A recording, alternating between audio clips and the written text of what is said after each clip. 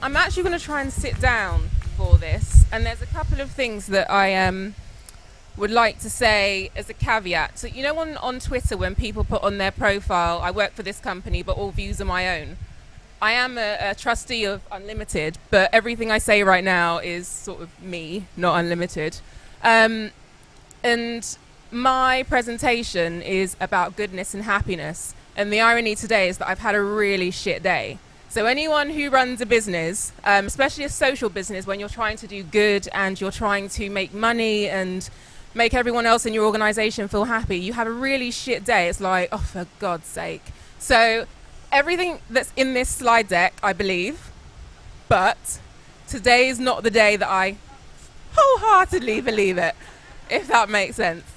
But I just wanted to be honest, because you will have shitty days. But again, just being here, I've spoken to some people, and you know, there's been a few laughs, and BJ in the back said some really good things, and I'm like, okay, there's the reason why I came. And again, I called Hergé about an hour before I came here and said, I just really want to go home and watch Escape the City. Well, I didn't say what I wanted to do, but I wanted to watch Escape the Country, just and kind of have some downtime, eat some chips.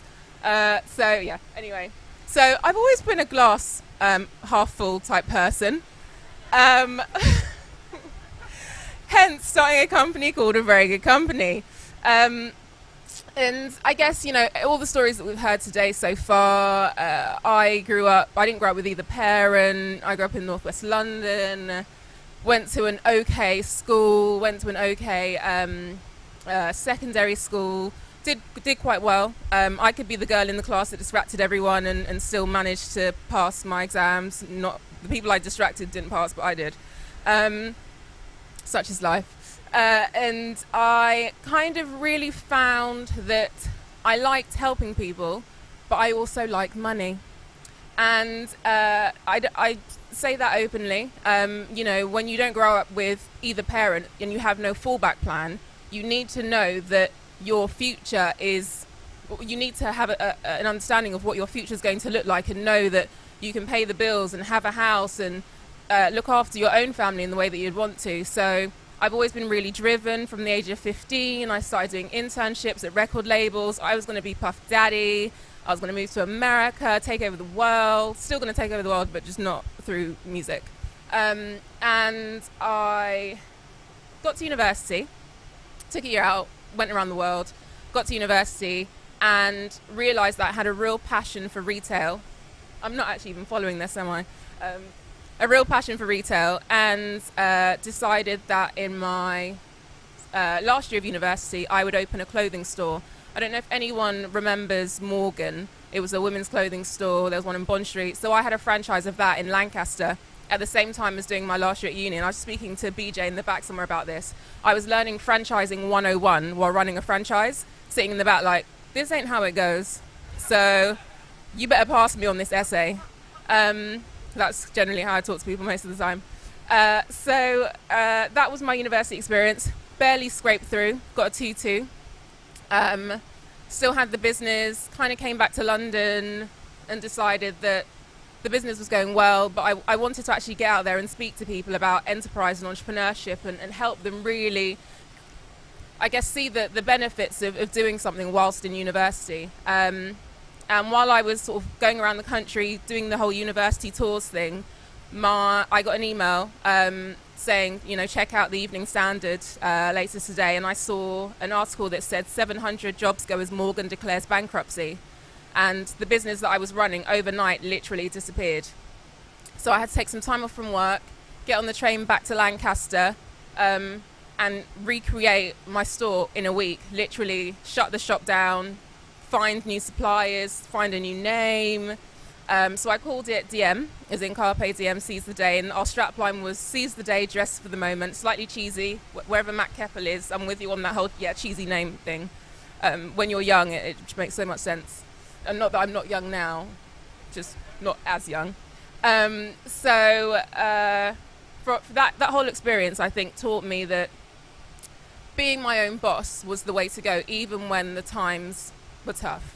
And that when things happen, shitty things happen, people get on your nerves, the company you buy into decides to declare bankruptcy and not tell you, you kind of just get over it. you just deal with it. You keep it moving, because there's a greater good here. There's a greater vision. There's a greater ambition. There's a bigger journey.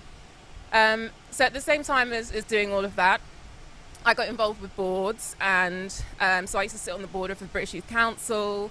I got involved with Big Boost, so I used to work with Josie, and we looked at the early stage applications for people coming up with great social enterprise ideas. That led me to sit on the board of Unlimited, the main organisation, and I've been on the board now for 4 years. And again, what I've seen over those years, a number of the applications for you guys actually, but also I've seen people really think about the organisations they want to create and their futures, and really create businesses that will have a massive social impact on the future one day. And that then inspired me to kind of stop doing what I was doing and walk the walk again. So I set up a very good company. Again, names. I don't think this one's cheesy though, obviously. But what we do is work with corporates to set up corporate social responsibility programs or responsible business programs. So in the last 3 years, we've worked with Marks and Spencer's to train 13,000 girls in healthcare awareness in Sri Lanka. We've just done a financial literacy program in factories around the UK. I've just redesigned Channel 4's internal corporate social responsibility program. I've been working with Virgin Media on Virgin Media Pioneers, and we've managed most of their social media and done their impact report for the last 3 years as well. So on a day-to-day, I have 2 minutes. On a day-to-day, the business is amazing. And I think it's one of those things that when you choose to do good and when you choose happiness, you don't choose someone else telling you what to do day in, day out, what time you should get to work, and the fact that you should be working 5 days a week. Just as a side, we operate a 4-day work week, because I think people will do as much work as they can in the same 4 days that you automatically say they have 5 days to do it in, if that makes sense. So we have a 4-day work week. I don't do time, so you get here when you get here. You get here when your brain's on. If your brain's not on, you need to go home. And I roll up at 11, so it's up to other people if they want to be there before me. So it's a kind of flexible kind of way of working. So a very good company, for me, has really shown, and I guess helped me to think about what good means in a number of different ways, and helps me to talk to people about being happy and choosing a new way of living and being and thinking. So my question to you, which is the last slide, like I missed everything in the slide deck, yeah, all of that, good, yeah, fabulous stuff, yeah, yeah, that. So, no, one back. So my question to you is, what's the worst that can happen when you choose happiness for yourself and for others? So apart from today, I think that's, a whole host of amazing things, but I want to leave that question with you. Thank you.